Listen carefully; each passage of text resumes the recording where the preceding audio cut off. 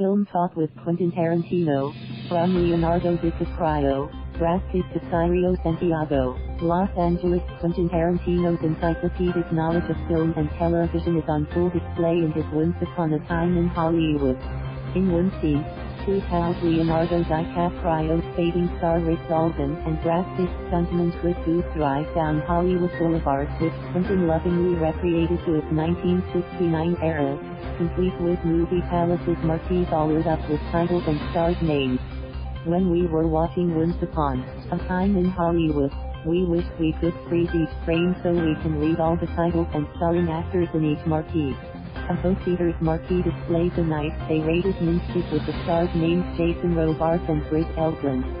So our recent talk with the wonderfully loquacious filmmaker invariably veered toward his impressive collection of film prints. Quentin probably has the only prints of some movies by directors around the globe, including those of Filipino filmmakers Cirio H, Santiago and Eddie Romero. When I started collecting films, which naturally I started with 16mm prints and eventually graduated to 35, but even when I was collecting 16mm prints, maybe I would get a Japanese monster movie and then all of a sudden, hola, that's a really great print, began Quentin, dressed in a vintage-looking, printed shirt. Then I would ask myself, it's just a 16mm print, but this might be the best print in the world of this, for all I know, because it's that good looking. And so there comes a responsibility, when you collect prints, because you might very well have the best print of something and you might have the only print of something. And it's your job, and you are saving it. But it's not just enough to hold it in a vault or a storage facility. You also need to show it.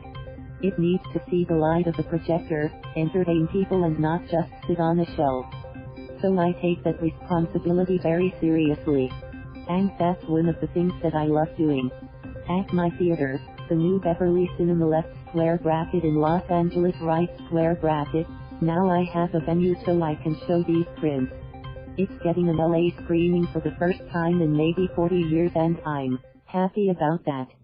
But yes, I do have an extensive collection of Cirio H Santiago movies that I have brought to Manila and I have screened in Manila. The 56-year-old author pointed to us that he has shown some Filipino movies from his private collection, including the late Cirio's The Mothers, which star Jeannie Bell, Jayne Kennedy, Rocco Montalban and Tony Perrion.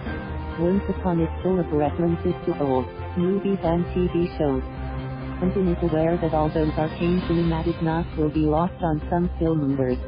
I watched the film with a few audiences, Quentin shared. There are people who watch the sequence where we put Rick in The Great Escape. They have no idea what they're watching, laugh. They don't know that that's supposed to be Steve McQueen. They are like, that's just another movie Rick is in, that's fine, that's okay to me, that's unfathomable. I mean, of course you would know that that's McQueen in The Great Escape. That's his F***ing jacket, one of the most iconic jackets in cinema history. Rick would go to the Philippines and star as the American guy who leads the Filipinos fighting against the Japanese, which a lot of left square bracket American right square bracket actors did back then. That was a foreign route you could go. Or you could go to Japan and star in a giant monster movie like Nick Adams or Russ Tamblyn did.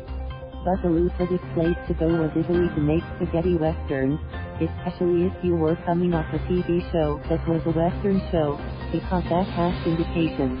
The show got played in Italy. That is actually just a rite of passage for a lot of actors at the time. To help him capture the waning years of Hollywood's golden age in the late single quote 60 seconds, Quentin has the perfect leads in Leonardo and Brad. He agreed that the two actors were among the vanishing breed of stars with genuine movie star aura. I do think they are the last group of, at least male actors, who actually have what I would consider that bona fide movie star quality, in the 90s and maybe the first 10 years of the 2010s. In this last decade of the 2010s, I don't see anyone. Now, part of that though is just perception. Part of that is, well, of course, We feel that way about Brad and Leo because they have been around for 20 years, or Johnny Depp, or whoever else you are thinking about. Jennifer Lawrence broke somewhere in the last 10 years, and I think she is an absolute, bona fide movie star. Jennifer Lawrence is maybe this generation's Bette Davis. She's fantastic. But there is a situation, though, where actors becoming famous but they are not becoming stars to the degree that you want to see the next movie they are in. What's happening is, this actor plays a Marvel superhero and it's the superhero who becomes famous. And now, they want to see that guy play the superhero.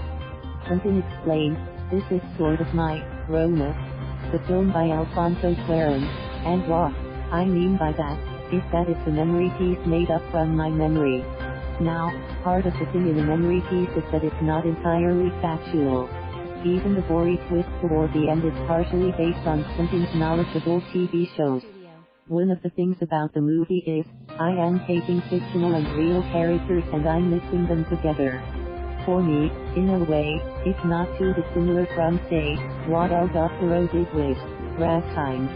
And Sharon Tate is the one I'm spending the most time with, so I don't get to go chapter and verse on everybody.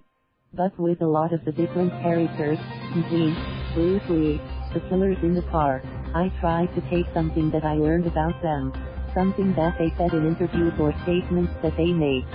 And so, when Bruce Lee talks about martial arts tournaments being patty cake and how Muhammad Ali and Sonny Liston are real warriors, he says things like that.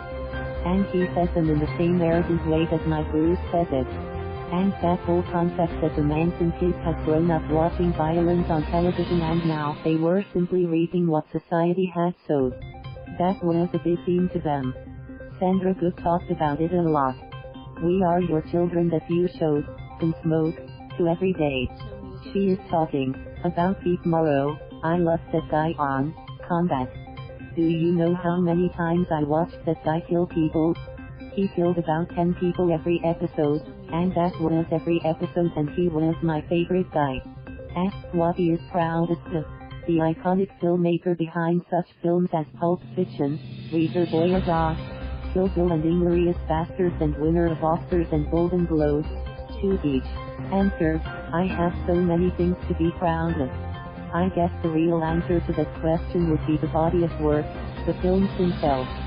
But to go a little bit more in the spirit that you mean the question, my proudest moment would be winning the Palme d'Or for Pulp Fiction.